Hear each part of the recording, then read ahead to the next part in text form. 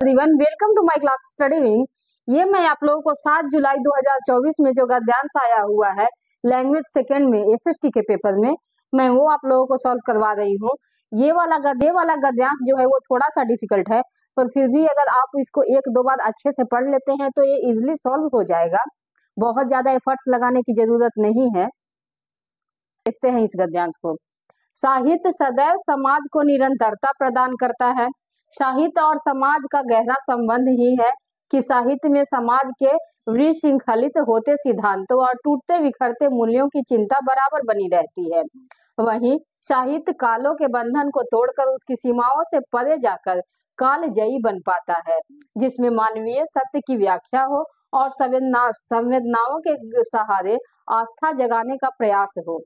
कुछ रचनाकार हमारे साहित्य पटल पर ऐसी गहरी छाप छोड़ जाते हैं जिनकी आवश्यकता हर युग में बनी रहती है, जिनके विचार सदैव तरोताजा रहते हैं, जिनकी रचना समाज को दीप्त करने का दायित्व करती है, मतलब प्रकाशित करने का दायित्व करती है सोसाइटी को। उनका साहित्यकार व्यक्तित्व केवल समस्याओं को ही नहीं परखता, बल्कि मनुष्यता में विश्वास बनाए रखने की जो है वो कोशिश भी करता है। ये जो है आपका गद्यांश दिया हुआ है, आइए गए हैं वो मैंने यहाँ पे लिखा है। समाज में बदतर होने की स्थिति का अर्थ है, समाज में जो चीजें बदतर हो रही है उस स्थिति का जो अर्थ है वो क्या है, तो अत्यधिक बुरा, दुराचारी, बेईमानी, अभिमानी। पर जहाँ यहाँ पे देखिए, अगर आप इसको पढ़ेंगे कि समाज में बदतर होने की स्थिति का जो है अर्थ वो क्या है, तो साहित्य समाज को निरंतरता प्रदान करता है। साहित्य और समाज का गहरा संबंध है। सिद्धांतों और टूटते बिखरते मूल्यों की चिंता बराबर बनी रहती है। वही साहित्य कालो बंधन तोड़कर उसकी सीमाओं से परे जाकर कालजयी बन पाता है। यहाँ पे देखिए, समय समय पर साहित्यकारों ने समाज के बदतर होने की स्थिति को पहचाना है। तो ये क्या है, समय समय पर साहित्यकारों ने समाज के बदतर होने की स्थिति को पहचाना है, मतलब सोसाइटी जो है वो बदतर होते जा रही है, हो ही गई है बदतर। कुछ भी चीजें जो है वो आप लोगों से छुपी हुई है नहीं, बदतर तो हमारा समाज होता ही जा रहा है। तो बदतर मीन्स क्या होता है, इस चीज को उसका अर्थ बताने के लिए कह रहा है, तो अत्यधिक बुरा। जैसे अभी कोलकाता कांड हुआ तो वो क्या ही था, बदतर, हमारा समाज बदतर तो होता ही जा रहा है। तो इसका ऑप्शन ए जो है वो फर्स्ट है, अत्यधिक बुरा। वही देखिए सेकेंड क्वेश्चन क्या है, गद्यांश के अनुसार समाज में किस तरह की चिंता जो है वो झलकती है। इस गद्यांश के अनुसार समाज में किस तरह की चिंता झलकती है। मैंने चारों ऑप्शंस नहीं लिखे हैं क्योंकि इतना स्पेस था नहीं। एग्जैक्ट जो आंसर है मैंने वो लिखा है और वो मैं गद्यांश पढ़ के आपको बता रही हूँ कि कैसे वो आंसर सही है। यहाँ मैंने आंसर बताया है आपको मूल्यों के बिखरने की। इस गद्यांश के अनुसार, ये जो पूरा गद्यांश है इसके अनुसार समाज में जो चिंता झलक रही है वो है मूल्यों के बिखरने की। तो आइए देखते हैं कैसे। साहित्य में समाज के विशृंखलित होते सिद्धांतों और टूटते बिखरते मूल्यों की चिंता बराबर बनी रहती है। यहाँ पे आ गया समाज में किसकी चिंता बनी रह रही है, कि यहाँ पे आ गया गद्यांश के अनुसार समाज में किस तरह की चिंता बनी हुई है, तो टूटते बिखरते जो हमारे मूल्य है उसकी चिंता जो है वो बनी है। ये ऑप्शन जो है बी इसका राइट आंसर है कि मूल्यों। देखिए, कौन सा साहित्य कालजयी साहित्य बन पाता है, कौन सा साहित्य कालजयी साहित्य बन पाता है। यहाँ जो आंसर है मैंने वही लिख दिया है। इसका आंसर देखिए कैसे निकलेगा कि कौन सा साहित्य जो है वो कालजयी साहित्य बन पाता है। यहाँ पे गद्यांश में देखिए, उसकी सीमाओं से परे जाकर कालजयी बन पाता है, जिसमें मानवीय सत्य की व्याख्या हो। ये साफ साफ यहाँ आंसर आ रहा है, जो मानवीय सत्य की व्याख्या करे, जो मानवीय सत्य की व्याख्या करे वो साहित्य जो है वो साहित्य जो है कालजयी साहित्य बन पाता है। राइट ऑप्शन जो है वो उसका ही है। राइट ऑप्शन में सब कुछ दिया होता है, बस थोड़ा सा आपको अपने ब्रेन को काम डाउन करके और उसमें से आंसर निकालना होता है। देखिए यहाँ साफ दिया हुआ है, मानवीय सत्य की जो व्याख्या जहाँ पे हो रही हो वो हमारा कालजयी साहित्य है। कोर्ट क्या कहता है, विश्वास शब्द का अर्थ है, विश्वास शब्द का जो है वो अर्थ क्या है, तत्व ज्ञान संबंधी, विश्व में निश्चित धारणा। तो विश्वास शब्द का अर्थ जो है वो क्या होगा, आप अपने से एक बार सोचिए इस ऑप्शन के अकॉर्डिंग। तत्व ज्ञान संबंधी जो है वो विश्वास का तो अर्थ हो नहीं सकता। विश्व में पूरे विश्व में मैं हो जाना, ये भी विश्वास नहीं है। पर वही अगर निश्चित धारणा की बात करें कि एक निश्चित धारणा है, तो वो जो है क्या है, विश्वास है कि किसी भी चीज पे एक निश्चित यदि आपकी धारणा है तो वहां पे विश्वास डेवलप होता है। तो यही है विश्वास शब्द का अर्थ जो है, राइट ऑप्शन आपका सी है, निश्चित धारणा। फिफ्थ देखिए, विशृंखलित शब्द में प्रत्यय है। यहाँ प्रत्यय पूछ रहा है। आप लोगों ने हिंदी व्याकरण पढ़ा होगा तो उसमें आप लोगों ने व्याकरण जरूर पढ़ा होगा जिसमें उपसर्ग और प्रत्यय है। तो किसी भी रूढ़ शब्द के आगे लगकर जो उसका रूप बदल दे वो जो है उपसर्ग है, और किसी भी शब्द के पीछे लगकर जो उसका रूप चेंज कर दे वो जो है प्रत्यय है। तो यहाँ प्रत्यय पूछ रहा है, मतलब पीछे वो लगा होगा। जैसे मान लो एक रूढ़ शब्द है हमारा करण, एक शब्द के आगे जो लगकर उसका रूप बदल दे वो जो है हमारा उपसर्ग होता है। जैसे एक शब्द है आपका करण, इसके आगे आप अगर आप इसके आगे अगर आप अनुपसर्ग लगा दे तो क्या हो जाएगा, अनुकरण। इस तरह से उपसर्ग का यूज होता है। वहीं आइए प्रत्यय की बात करते हैं। विशृंखलित शब्द में प्रत्यय कौन सा है, तो खलित है, इत है, त है, लित है। तो इसमें जो है पूछ रहा है कि कौन सा प्रत्यय है, तो कौन सा प्रत्यय, ये जो है एक्चुअल वर्ड क्या होगा, विशृंखलित जो है वो एक्चुअल वर्ड क्या होगा, रूढ़ वर्ड क्या होगा। विशृंखला एक रूढ़ वर्ड, विशृंखला, और इसमें विशृंखला में जो है क्या ऐड कर दिया, इत, हो गया विशृंखलित। यही जो है इसमें प्रत्यय है। राइट ऑप्शन जो है वो बी है। आप लोग थोड़ा क्वेश्चन 6 देखते हैं। साहित्यकारों ने समाज की किस स्थिति की पहचान करने की कोशिश की है। इस गद्यांश को पढ़ने से आप लोगों को क्या लग रहा है कि साहित्यकारों ने समाज की किस स्थिति को पहचान करने की जो है वो कोशिश की है। तो इसका राइट ऑप्शन जो है वो पतन की ओर जाता हुआ समाज होगा। हमारी सोसाइटी जो है वो पतन की ओर, डूबने की ओर धीरे धीरे जा रही है। रीजन उसका क्या है कि ये जो मानवीय संबंध है वो बिल्कुल ही टूट बिखर रहे हैं।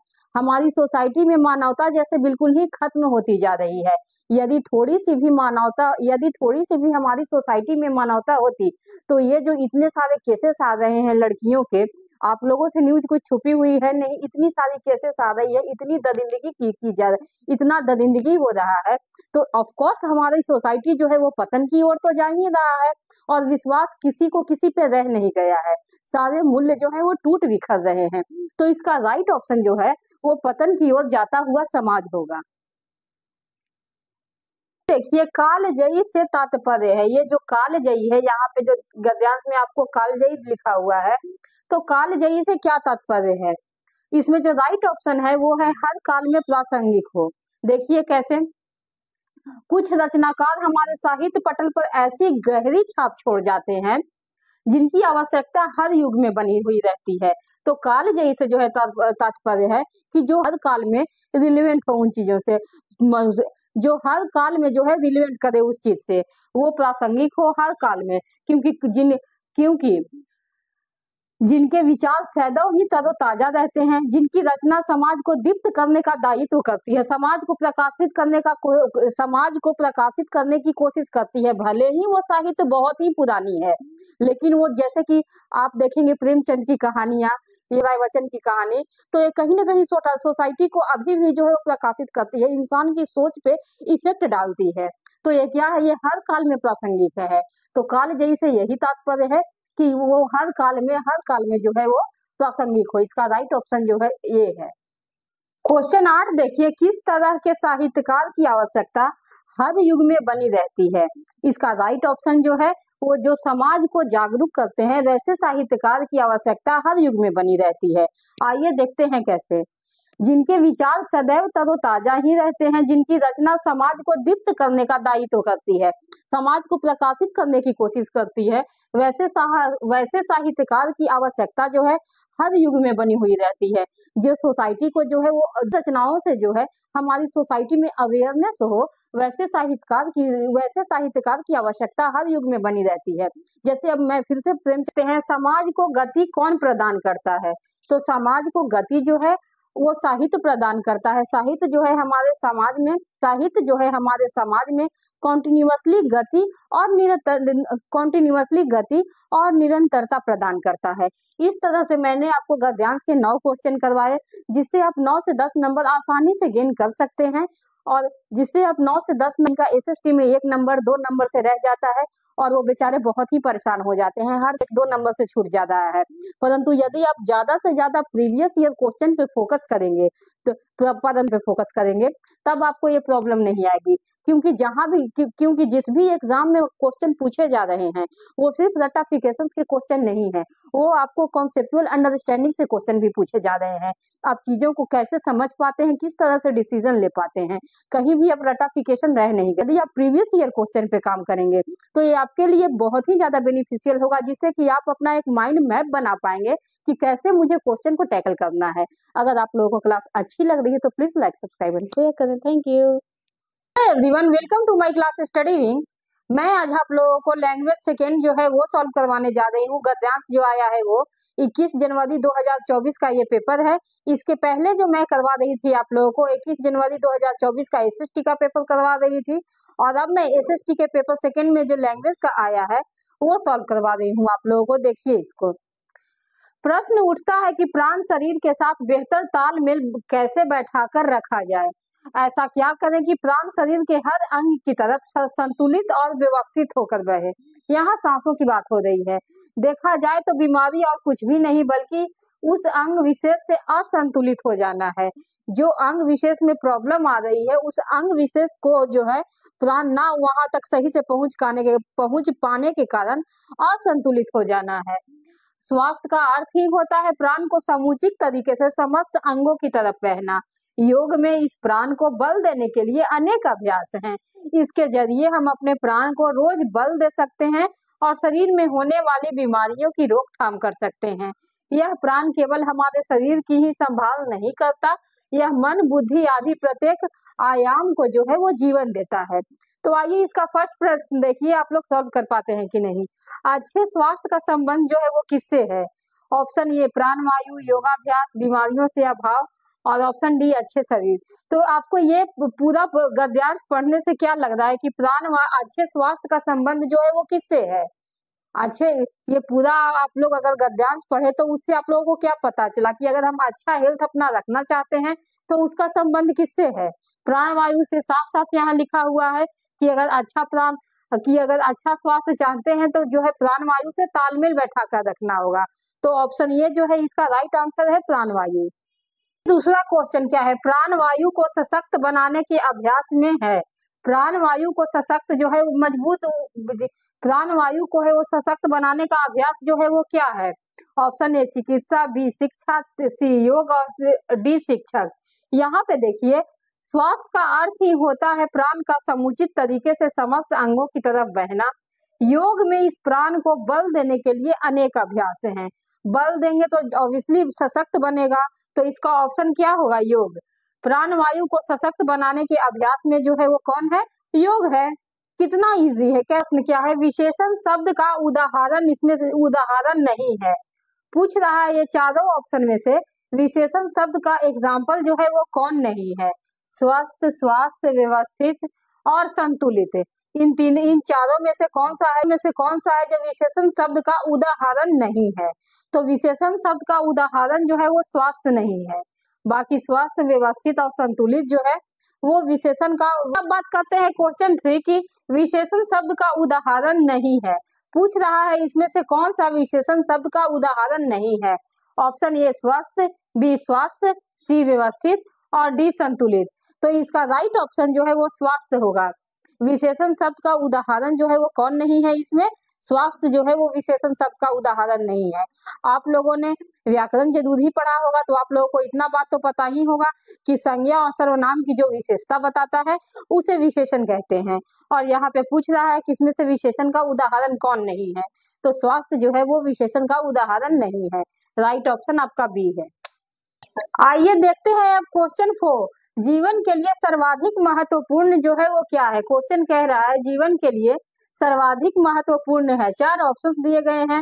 प्राण के माध्यम से योग करना, प्राण और शरीर का सामंजस्य करना, प्राण व शरीर का दीर्घायु होना। वही ऑप्शन डी कहता है योग के माध्यम से प्राणायाम करना। तो आइए देखते हैं इसका जो राइट आंसर है वो है प्राण और शरीर का सामंजस्य। वो कैसे, वो मैं आपको बता रही हूँ। यहाँ का ध्यान देखिए, प्रश्न उठता है कि प्राण शरीर के साथ बेहतर तालमेल कैसे बैठा कर रखा जाए। ऐसा क्या करें कि प्राण शरीर के हर अंग की तरफ संतुलित और व्यवस्थित होकर बहे। देखा जाए तो ऐसा क्या किया जाए कि प्राण शरीर के हर अंग की तरफ जो है वो संतुलित होकर बहे। स्वास्थ्य का अर्थ ही होता है प्राण का समुचित तरीके से समस्त अंगों की तरफ बहना रखा जाए। तो शरीर और प्राण के साथ तालमेल मतलब सामंजस्य जो है वो कैसे बैठा कर रखा जाए जिससे कि हम स्वस्थ रह पाए। इसलिए इसका ऑप्शन जो है वो सी है। प्राण और शरीर का सामंजस्य आपस में जो है वो तालमेल उनका रहेगा तो हमारा शरीर जो है वो बिल्कुल ही स्वस्थ रहेगा। देखिए, प्राण वायु शरीर के अंग में संतुलित और यहाँ डैश दिया हुआ है होकर बहती है। 4 ऑप्शन है, उत्तेजित, व्यवस्थित, मंद मंद और अव्यवस्थित। देखिए गद्यांश में ही इसका आंसर आप लोगों को बिल्कुल ही इजीली मिल जाएगा। अगर आप लोग एक बार अच्छे से गद्यांश को पढ़ लेंगे तो मुझे नहीं लगता कि आप लोगों को फिर से दोबारा पढ़ना पड़ेगा उसके क्वेश्चन को सॉल्व करने के लिए या बहुत ज्यादा एफर्ट लगाने होंगे, क्योंकि जो गद्यांश है वो बहुत ही ईजी आता है। देखिए, प्राण वायु शरीर के हर अंग में संतुलित और डैश होकर बहती है, तो इसका राइट ऑप्शन क्या होगा? व्यवस्थित। व्यवस्थित होकर बहती है। यहाँ गद्यांश में साफ साफ लिखा है, ऐसा क्या करें कि प्राण वायु शरीर के हर अंग की तरफ संतुलित और व्यवस्थित है ना होकर बहे। राइट ऑप्शन जो है वो व्यवस्थित, राइट ऑप्शन जो है वो है आप लोग का व्यवस्थित है। तो इस तरह से आप लोग गद्यांश को बहुत ही इजीली तरीके से सॉल्व कर सकते हैं। मेरा ऐसे ही डे बाय डे आप लोगों का प्रीवियस ईयर क्वेश्चन के साथ आता रहेगा, जिसमें मैं आप लोगों को अच्छे से एक्सप्लेन करती रहूंगी। और अगर आप लोगों को कुछ कमियां लग रही है, कुछ त्रुटि वैसी है, तो आप लोग बेझिझक मुझे कमेंट कर सकते हैं। क्योंकि तो क्लासेस अच्छी लग रही है तो please like, subscribe and share करें। Thank you.